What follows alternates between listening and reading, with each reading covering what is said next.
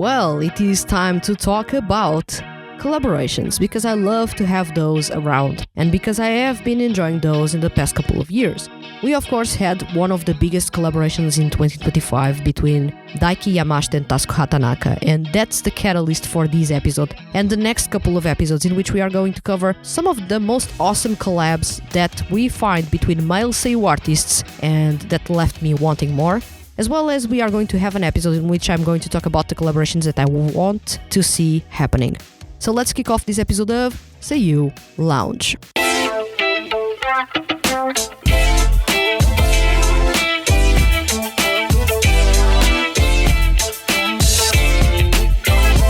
Welcome to Seiyuu Lounge. I'm your host Vanessa, and in this episode let's talk about the best, or let's say some of the most iconic collaborations between male Seiyuu artists in the last couple of years.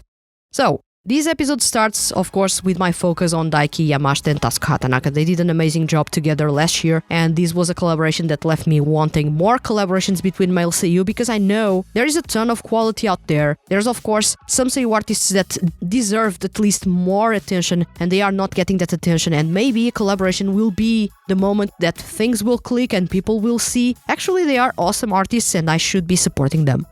That's at least my hope when it comes to these collaborations, that people find the artists and they feel that curiosity of going and checking their music out on whichever platform they want to. At least I feel that this is a good reminder that these artists are amazing, they have amazing music by themselves, but also together they work super well. And this episode, of course, this is unscripted, as most of the episodes have been in the last couple of months. I'm really freestyling this one. I only have a post-it in front of me with names of some of the collaborations that happened and that I would love to see happening more in the future. So let's talk a bit about, and this will be really surface level because we will have episodes focused on each of these collaborations in the next couple of weeks, and then we will wrap up this series of episodes with me basically covering collaborations that I want to see happening and why do I want to see those happening. I believe we already covered in some capacity collaborations that I wanted in an episode of Monthly Review, in which some of you asked me which Seiyuu do you want me to see collaborating in the future, but let's do that here in an episode of the podcast and lay out all the collaborations that we want. At least I will lay out all the collaborations that I want. I would love to know in the comments which Seiyuu would you like to see collaborating, Seiyuu artists would you like to see collaborating, and why. I'm super curious about that, because all of us will have different Seiyuu artists that we love, and we'll have in our heads, we'll have that canon of they would fit so well working together. I know for sure that I will say time and time again Yu Mochida and Soma Saito, or Soma Saito and Makoto Furukawa, or Makoto Furukawa and Yu Mochida. These three, for me, will always be collaborations that I dream of. Of course, I do have other collaborations that I dream of that I'm going to talk about in a couple of weeks. So until then, you have that appetizer. And in this episode, let's talk about the collaborations. This is going to be a really, I believe, brief episode, but I hope you enjoy it all the same. So the first collaboration that actually surprised me the most in the last couple of years was actually Daiki Yamashita and Tasuku Hatanaka. I was not expecting that collaboration to happen. First of all, I was expecting them just to have a joint live show in which each of them would sing their own songs to their public and perhaps try to seduce each other's public into listening to their music. That was what I was expecting there. But actually they collaborated to the point that they released the mini album together, Share, which was amazing, and that left me thinking, yeah, we need more from them because they are amazing. If you listen to them singing, not only for this specific CD in which they are collaborating with each other, but if you listen to them in their solo careers, they sound amazing. Although, let me tell you, Daiki Yamashita sounds completely different as a solo artist than he does in the 2D music projects he's a part of, because usually Daiki Yamashita, since he is super versatile, is used in a completely different way for 2D music, usually being the one that belts, that does the crazy stuff, that is part of lyrical groups and does amazingly. He doesn't do that when it comes to his solo work. That's probably a problem and probably a thing that makes it that so people don't want to check his music out, because he doesn't bring what he brings to 2D music to his music. But then I can understand from his side that he doesn't want to define his music as the performances that he does for 2D characters. So, as himself, he wants to do something different. And I feel that his music is completely different from what he does for 2D groups. However, when you go to Tasuku Hatanaka, his music is not really that different from the music that he performs with 2D groups. It is more dance pop driven, basically, funkier and full of energy, basically everything that he does for other 2D groups. There are moments of brilliance in both sides for them. They write lyrics to their music at times, and there are performances, especially B-side songs that they have, in which they really showcase how amazing they sound. And the quality that they have, not only that, but also the versatility on the vocal end. I feel that people need to dive into their respective repertoires and find that Daiki Yamashita is a really good singer, although he's not belting stuff, he's not performing powerful ballads, he's not performing lyrical pop, he's performing his own thing, its own identity, and it is really, really fun what he has there. It's not groundbreaking, no. Unfortunately, it's not groundbreaking stuff, but you know that he's an amazing singer and you know that he's going to deliver amazing performances. And you can find that in his repertoire. Same thing for Tasuku Hatanaka. If you go to his repertoire, especially if you like pop music and especially if you like dance music, you are going to enjoy his music a ton. He does have a ton of energy, he has a lot of quality, his R&B style of singing is perfect. And then, when you have Daiki Yamashita and Tasuku Hatanaka together, basically, they are unbelievably good.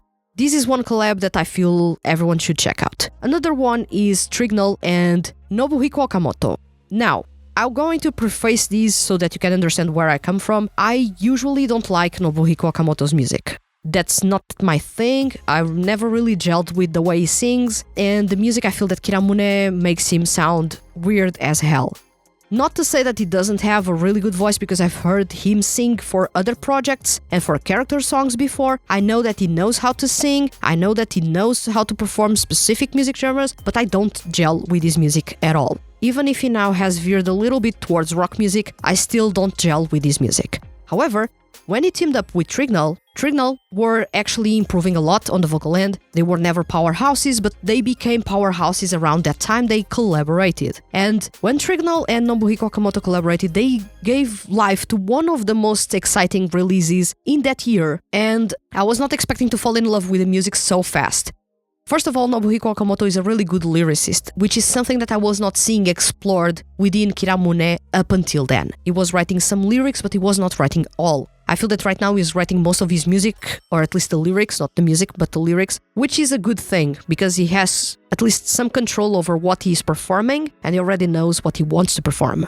Trignal, they were trying to find their sound and finding their voice, and they found their voice and sound, and what they were doing with Nobuhiko Okamoto was a really interesting set of performances, super powerful, funky, groovy, and really interesting. I loved the way they collaborated, and I found myself super interested about Nobuhiko Okamoto yet again, but once again I went to listen to his music and I didn't click with that. So I was trying to understand what was missing there for me, because if he writes his lyrics and I really enjoy what he wrote for his collaboration with Trignal, why was his music not clicking with me? But still, as I've said before, sometimes some artists will never click with you, and that's perfectly okay. Trignal grew on me, really. I was not the biggest fan when they started. They had potential, but I never really gelled that much with their voices.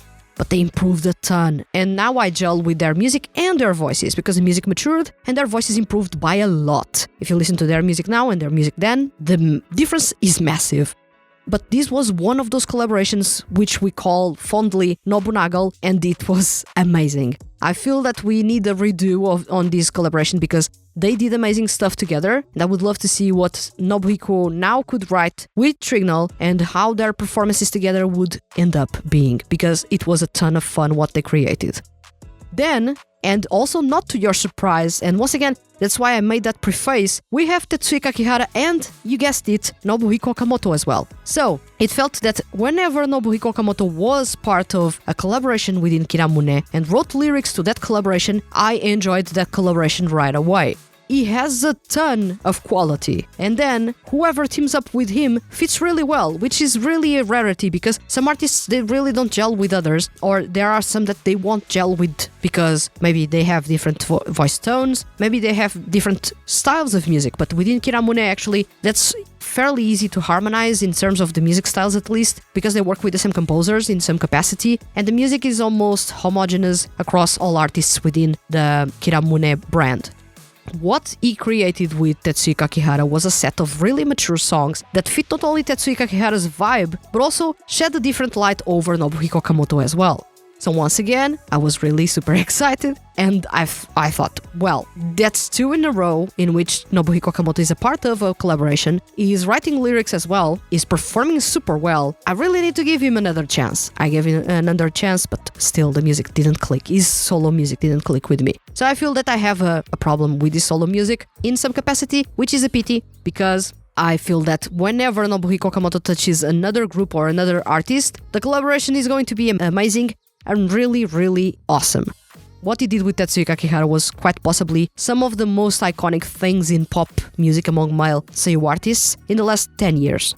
Then we have, and this will be the last collaboration that I'm going to talk about in this episode, that's Wataru Hatano and Kotaro Nishiyama. They collaborated for a really interesting, unique conceptual album by Wataru Hatano. And what they did there was a mix of drama CD with music, and the music was really beautiful. They worked super well together. There's something here, of course, the chemistry between 81 produced artists. They are both represented by the same talent agency, and so they know each other for a long time, so they know each other fairly well. But it is good to see that collaboration and seeing them working so well together. In the past, for example, Somasato wrote a song for Wataru Hatano. It was amazing. Of course, he didn't perform it, but he wrote it. Now, to have Kotaro Nishiyama do something really awesome there, really fitting well with not only the narrative, but also the vocals, because Kotaro Nishiyama has improved a ton in the last couple of years, not only as a solo artist, but also because of the work that he does with Zul. I feel Zul and especially Quell, the 2 groups are a big reason why he has improved so much as a singer. I wouldn't say the other 2D projects and 2D groups he's a part of have helped a lot, because he's performing really specific characters in those in which he doesn't need to sing correctly. But in Quell, or with Quell, and with Zul, he has to be on top of his game. And to be on top of his game, especially in groups in which everyone is an amazing singer, that's an added pressure, but he has overcome that and he has improved a ton. And when you go to these conceptual album by Wataru Hatano, you find him on the same level as Hatano, which says a lot, because Hatano is one of the most interesting singers among male Seiyuu. I wouldn't say he's a top 10 best singer, but he's amazing, and he should be in a conversation when you list singers or Seiyuu artists or Seiyuu that really know how to sing, because he's amazing and he has delivered a ton of amazing performances over the years and keeps on improving and on impressing everyone in whichever 2D music project he's a part of, as well as in his own solo work. This is the most recent CD that you have from Hatano, and this CD is from 3 years ago, so it already says something about the space and the space that Hatano has been living between his albums as of late. It feels that his music career is no longer focused, and Kotaro Nishiyama has been releasing some music. He has become active again after a couple of months outside of the music industry, maybe sorting things out, maybe thinking what to do next, maybe waiting for Atlantis to do something. But it was cool to find both of them collaborating and having that sort of gentleness, ethereal, dreamy vibe to the music, which only their voices could obtain, basically. So yeah, this would be my main list of top collaborations between male Seiyuu. Especially, I'm not talking about collaborating for one song, I'm talking about collaborating for a full release. So that's Daiki Yamashita and Tasuku Hatanaka, Trignal and Nobuhiko Okamoto, which is mostly known as Nobunagal. And then we have Tetsuya Kakihara and Nobuhiko Okamoto, and then we have Wataru Hatano and Kotaro Nishiyama.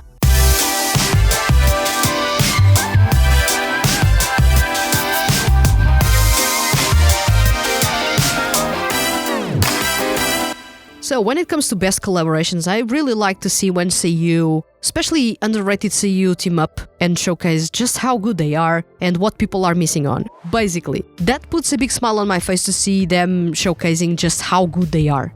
And I like to see that. And I like to see, especially when people find their music and think, oh, I've never heard them before, I need to check their music out.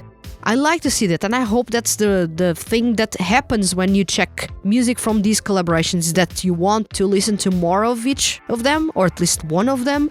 And I feel that's a good opportunity and a good showcase for them to tell people just how good they are individually, but also working together with other Seiyuu, because they know people like the characters that they perform for or perform as for 2D groups. The thing is, sometimes it doesn't translate into people following them from the 2D groups to their solo work. I know that there is a divide there because some people don't want to invest time, money and resources into supporting a Seiyuu, but they feel it is worth it to support the 2D characters.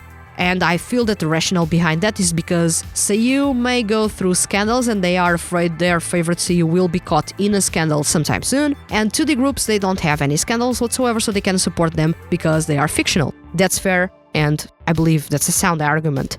But then you need to think, sometimes 2D groups also end. Let's talk about Anthos, let's talk about Lolo-D, let's talk about Medicode. Those are groups that ended. I keep on supporting the Seiyuu because otherwise I wouldn't have any tether, anything connecting me with those projects yet again, because they no longer release music and I only have what they have there, or I can try to search for their music as solo artists or part of other 2D groups. That's the way that I connect with that, because I enjoy the voices, I want to hear more of those. That's why I support male Seiyuu artists as well. And I find myself supporting more Seiyuu artists than I do to the groups, because simply I enjoy seeing the creative freedom more so than seeing something that is within a specific box, catering to very specific things and to very specific people. I like to see the freedom that Seiyuu artists get, and that's why I really like to see these collaborations. Once again, I love what I presented to you in this episode. In the next episodes, we are going to cover the albums that each collaboration actually birthed, and we are going to start with Daiki Yamashita and Tasuku Hatanaka, but then we are going to cover everyone, and by the end of it all, we are going to have a full-on episode in which I'm going to cover the dream collaborations that I have. This comes from the fact that not only we had the Daiki Yamashita and Tasuku Hatanaka collaboration last year, which was amazing, but also we are going to have a joint live between Sir Vanity and Soma Saito, and at the time I'm recording this episode, which is by the end of January 2026, I'm wishing they will collaborate in a song together. If that happens, I don't know. Will that happen? I don't even know. But I wish that will happen in some capacity. Because both Soma Saito, Yuichiro Mehara, and Yoshiki Nakajima, the three of them are used to performing together in different 2D groups. And the three of them, they are friends, which tells already a lot about the chemistry that you will find in there. All of them like to perform rock music. All of them play guitar, basically. All of them write lyrics. This has the makings to be an amazing collaboration. But once again, I don't know if they are going to release a joint song or if they are going to perform jointly in each other's songs. For example, Hayano having guitars by Sir Vanity alongside Soma Saito. Could be a thing. Or maybe Saito can play a song by Sir Vanity. Perhaps Hero. I don't know. So this would be interesting to see if the collaboration is going to extend beyond just performing on the same stage or sharing a stage, or if they are going to perform a song together. I would love to see a song together. But once again, that's something that I will cover when it comes to my dream collaborations. And if by the time I record that episode, that dream collaboration has happened, I will be a very happy person. I don't know, because at the time of recording these, there are no news about that. So yeah. I hope you enjoyed this episode, and I would love to know from you in the comments if there is a collaboration that you enjoy a whole lot that, for example, I didn't mention, or out of the ones that I mentioned, is there one of those that you enjoyed so much that you want more music from them? I would love to know that. Of course, in the comments below, in this video, or in this episode on Spotify. And once again, thank you so much for watching this episode. If you are on a podcast listening platform, don't forget to follow the podcast and leave a review. It's really simple. You don't need to take more than 1 minute to do that. And also, if you are on YouTube, you can leave a thumbs up and follow this podcast if you haven't followed yet. There's plenty of more episodes coming. We are nearing the episode 300 of this podcast. This podcast that has been running for 6 years, celebrating this year its 6th anniversary. So this is crazy. There's tons of episodes for you to find and to discover, and awesome things to geek about alongside with me. And there's many more to come as well. So thank you very much for watching this episode, and I'll see you guys in the next one.